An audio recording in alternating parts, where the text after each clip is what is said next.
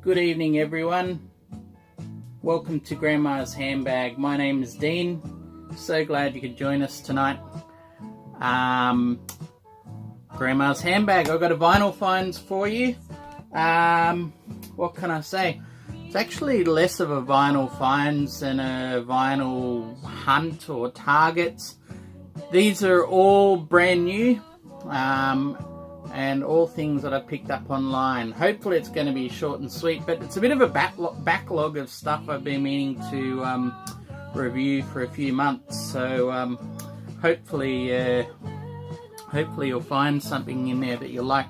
I should mention I was going to film this last night, but would you believe it? Had to binge watch and finish Stranger Things 2. What a great series, eh? Who else is following Stranger Things here? I was hooked on season 1 the moment I heard that soundtrack. Fantastic synthwave stuff.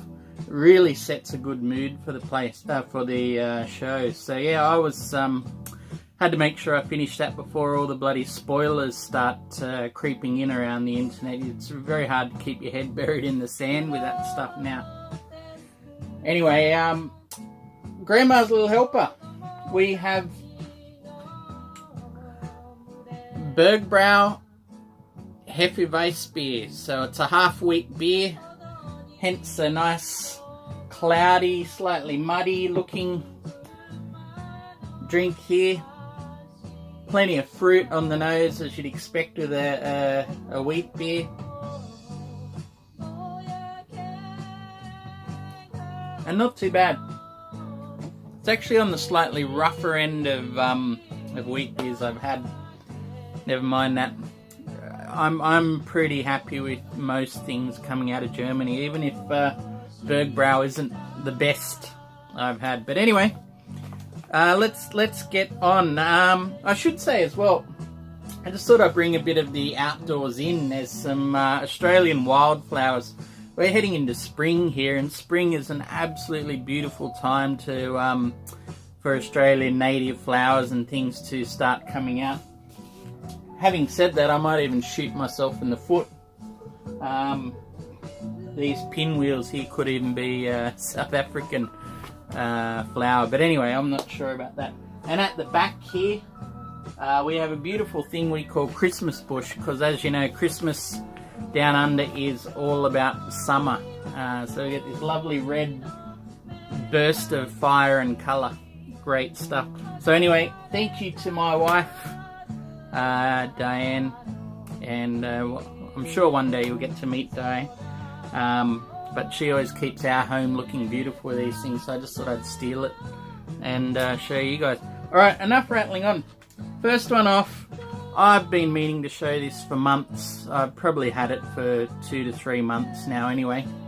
But it's OK Computer, OK Not OK, 1997 to 2017. So it's the 20th anniversary 3LP reissue. This is a huge album. I'm sure most people have heard it.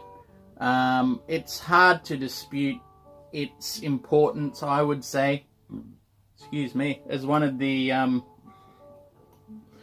albums of the 90s, you know. It sort of wraps up so much of premillennial angst and you know, this a real changing society. Sort of wraps it in also with the personal problems and things of a band just getting into the grindstone, you know, a touring band and I would say a bunch of relative introverts having to grind it out on world tours and being commodified in that. But yeah, look, what more can I say about this album? I was actually going to do a big long review on it, but I feel like the currency of that review is probably past now. A lot of people would have shown this, but maybe I can still point out how important this record is to me. So this is a 20th anniversary, and my journey with this album started, of course, with the Humble CD, which I bought in '97. I'll just show you in the back there, if you can see that, if it's not too glary. I've kept my original ticket from the OK Computer tour, Wednesday the 4th of February 1998. Still one of the greatest gigs I've ever seen. So after that, the next one I picked up was this. So what we have now, this is, I don't know if you can see, there's a lovely HMV Australia sticker, and you can sort of see it ripping there a little bit. This is an original press of OK Computer from 1997, which I bought for the princely sum of $40 at the time, and I've kept it all this time in shrink. So I knew even then how important this record was to me. So yeah, I not normally the person that would keep things in shrink just to say that or to collect or speculate, but for this one I kind of knew I had to, and I don't know whether I'll need to open it. Yeah, sorry. And to top it all off, probably about 7 or 8 years ago, maybe even more, I ended up picking up a repress of OK Computer as well. So this is a player copy. I've got my original mint copy there, and of course you've got the 97 to 2017, if you can see that there.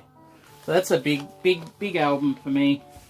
And I suppose, what can I say about the repress? There's some lovely little touches and things. There's lots of hidden messages and so forth. If I was to show you this, you can sort of see here they've got the logical track order from 1 to 12, and they've labelled the sides Eeny, Meeny, Miny and Mo. So with this one they've actually gone and extended it. So you've got Ip, Skip, Sky Blue, You're It. And if you're wondering about the Sky Blue, I was lucky enough to be one of the, what was it, limited to 7,000? How limited is that exactly? But there we go, I got one of the blue copies as well. Come to think of it, I think most of the records I'll show tonight will be coloured ones. So is that part of the revolution of new records, new releases or re-releases? Everything's coming out coloured. But yeah, what else to say about OK Computer, or OK Not OK? The third disc is B-sides on there, and there were 3 tracks that were that hadn't been released before. So you've got Lift, I Promise, and I'm pretty sure Lull was the other one. Could be wrong on that. Jeez, you'd think I'd done my research. Sorry about that, guys. But look,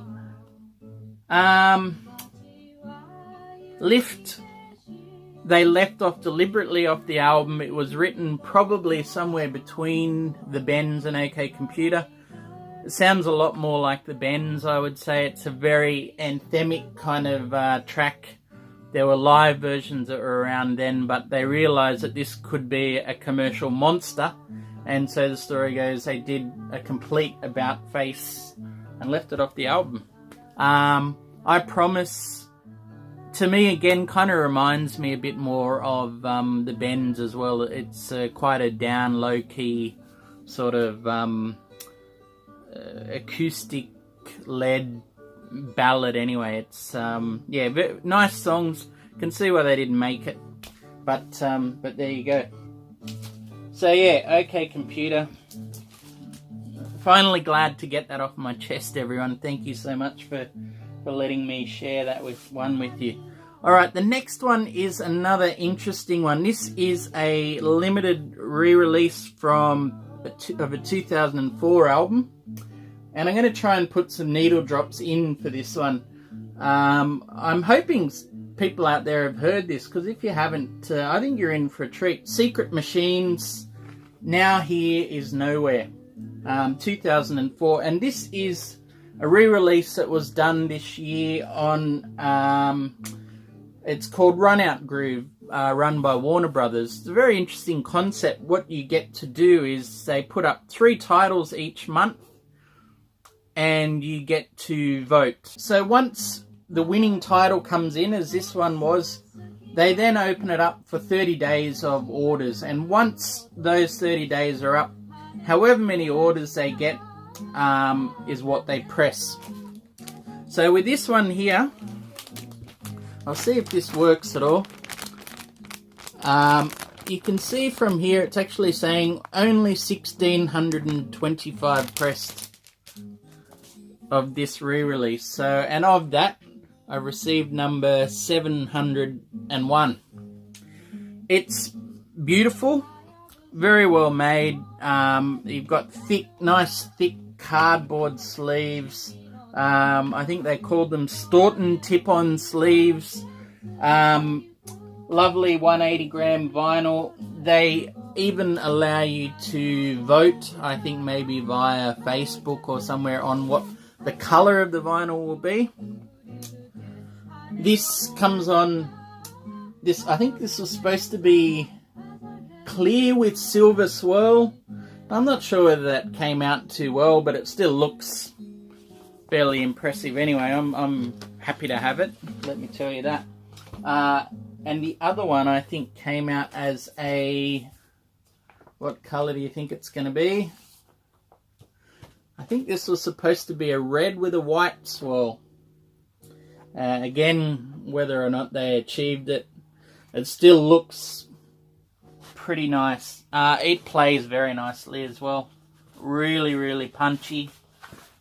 Great stuff. Absolutely great stuff. What could I say about the music? Look, it's very krautrock influence, Noi.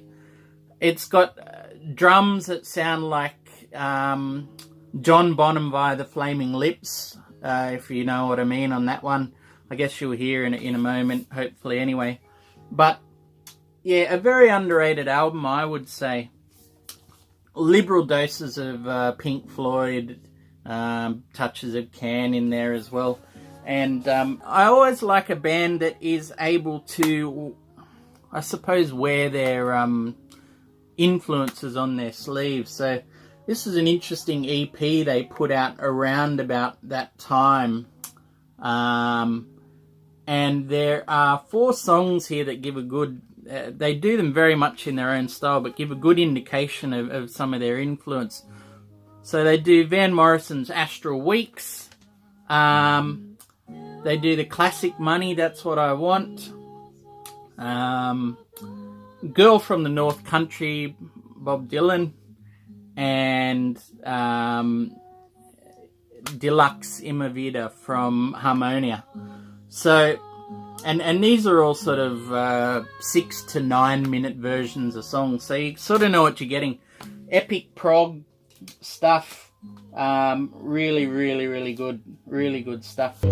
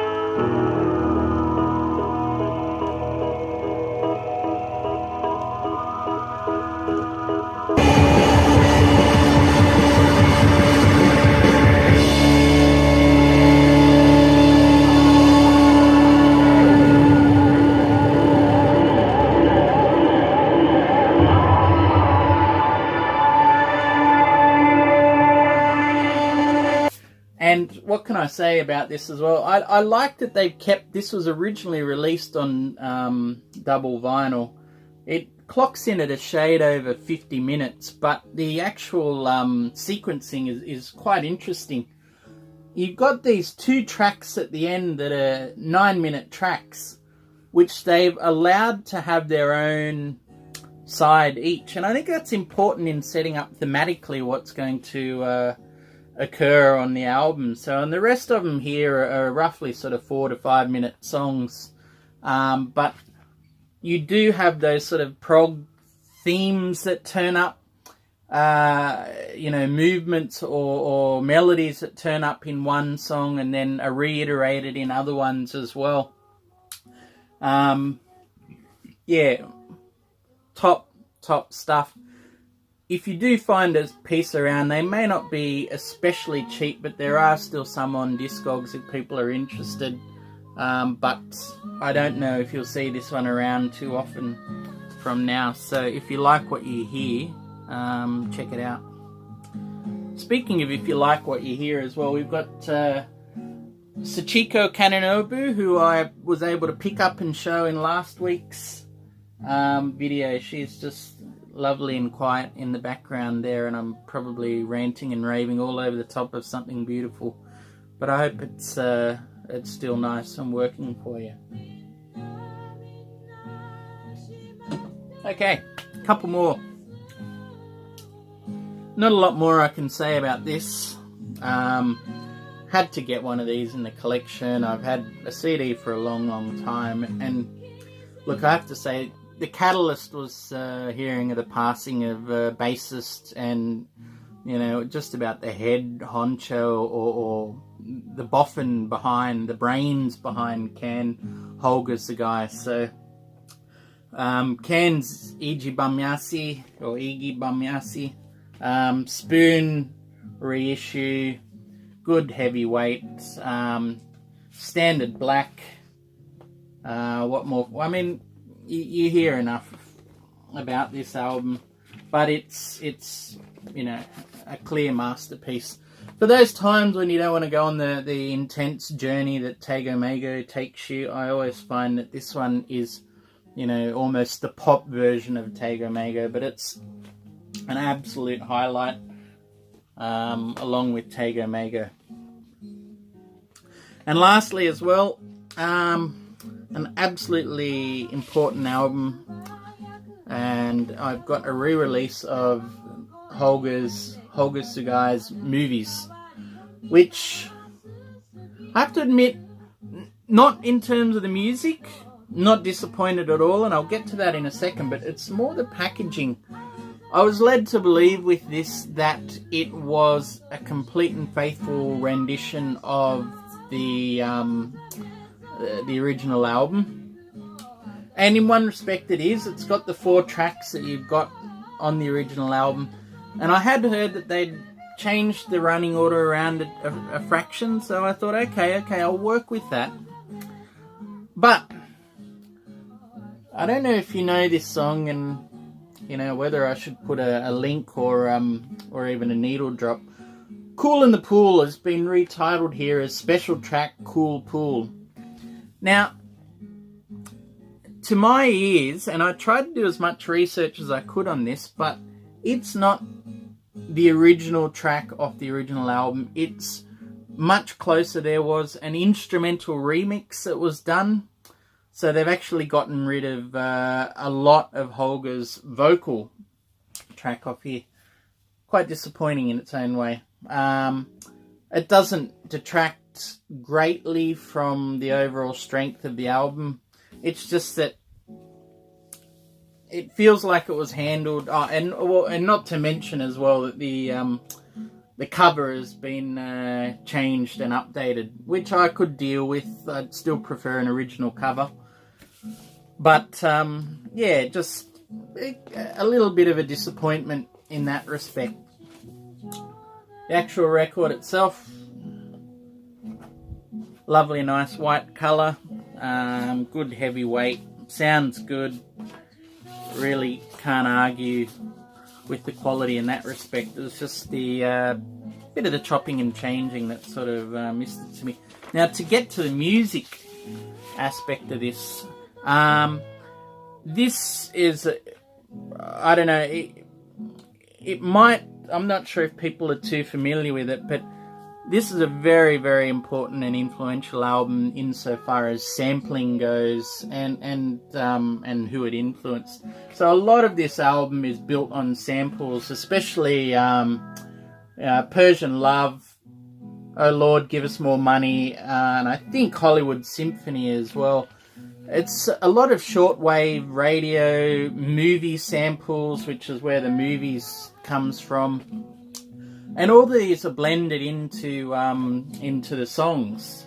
Some of them are almost composed completely from samples, I suppose, apart from the rhythm tracks that Holger would have worked with. And outside of that, the influence is, well, put it this way, I think Brian Eno obviously had a very keen ear to what was happening in Germany in the mid-late 70s, especially with Can in this respect. And hearing Holger doing this, bringing in world music sounds, so for Persian Love, you know, bringing in sounds of Middle Eastern radio, it's a beautiful track. And then refashioning it into something else.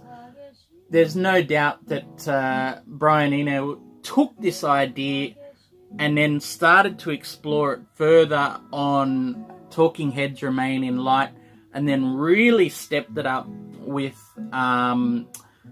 David Byrne doing My Life in the Bush of Ghosts. This coming out in 1979, and the other two in 1980 and 81, I think was very influential on those two albums. So I do hope that you can check this out. Absolutely seminal stuff. The music's over.